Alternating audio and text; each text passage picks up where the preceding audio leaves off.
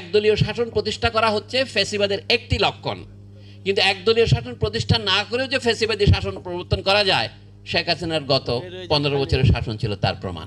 যদি আমরা নগদ চাই যে আগামী সরকার জনগণের ভোটে নির্বাচিত হবে, এটা হচ্ছে এক ধরনের সংস্কার। কিন্তু আমাদের কতগুলি প্রতিষ্ঠান আছে যেগুলি কখনোই নির্বাচনের আওতায় আসে না।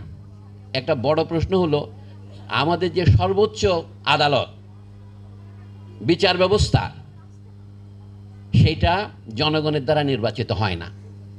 এটা আমরা বলি মেধার ভিত্তিতে আমরা নির্বাচন করে থাকি, ব্যবস্থা করে থাকি।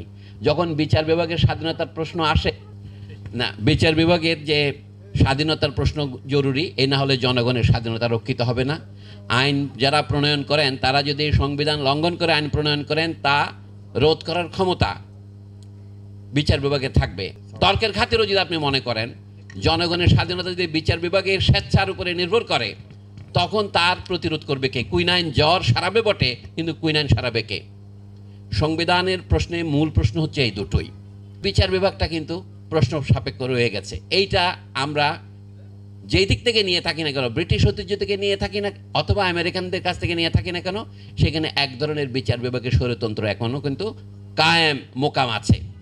আছে কোথায়? সংবিধানে লেখা থাকুক আর না থাকুক, প্রথা হিসেবে আছে। যেমন বহু আগেই বাংলাদেশে নিষিদ্ধ করা হয়েছে 1982 সনের দিকে যে বিচারপতিদেরকে মাই লর্ড সম্বোধন করা যাবে না, কিন্তু কই তারপরে তো মাই লর্ড সম্বোধন বন্ধ হয়নি।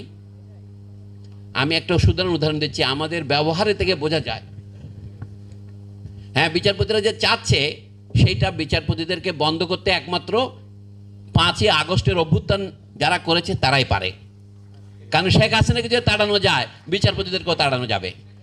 আমাদের সংস্কারের প্রশ্নে হাত দিতে হবে, সংস্কারের শুধু উপর তলায় নয়, নিচের তলায়ও।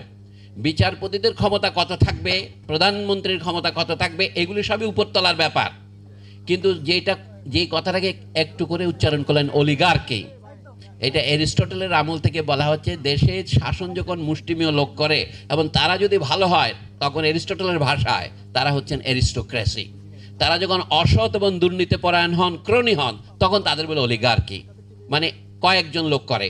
এটা সত্য যে কোনো একজন লোকের পক্ষে স্বৈরতন্ত্র প্রতিষ্ঠা করা সম্ভব নয়।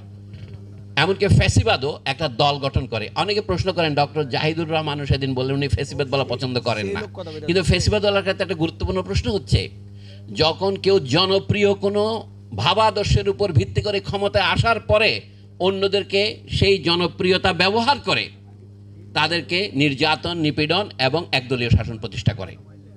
আপনারা শুধু এটা বাংলাদেশে 1975-এ শেখ মুজিবুর রহমান করেছিলেন তা নয়, ঘানার যে স্বাধীনতা আন্দোলন ব্রিটেনের বিরুদ্ধে, তার অবিসংবাদিত নেতা ছিলেন কোমে এনক্রুমা।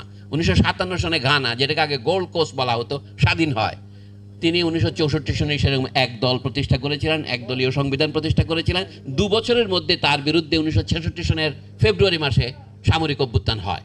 মানে আমি বলছি, ওই একদলীয় শাসন প্রতিষ্ঠা করা হচ্ছে ফ্যাসিবাদের একটি লক্ষণ, কিন্তু একদলীয় শাসন প্রতিষ্ঠা না করেও যে ফ্যাসিবাদী শাসন প্রবর্তন করা যায়, শেখ হাসিনার গত 15 বছরের শাসন ছিল তার প্রমাণ।